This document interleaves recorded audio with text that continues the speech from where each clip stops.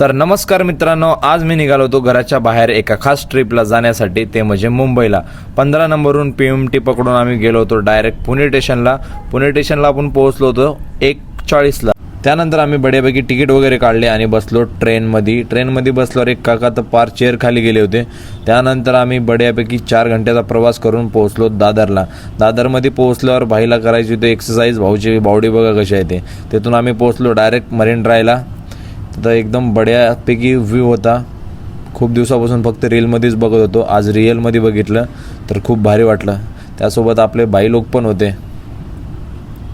त्यानंतर भाई एवढा खुश झाला की भाईने डायरेक्ट बॅगवरी फेकली आणि आम्ही पोहोचलो होतो गिरगाव चौपाटीला। तिथं पोहोचल्यावर बड्यापैकी रील वगैरे शूट केले आणि भूक लागली होती। त्यानंतर आम्ही मागवली होती पावभाजी, एकदम खतरनाक पावभाजी होती। याद आ गई इतकी मस्त होती। त्यानंतर आम्ही पावभाजी वगैरे खाऊन निघालो होतो दुसऱ्या लोकेशनकडे। तर आपण भेटू उद्या दुसऱ्या पार्टमध्ये।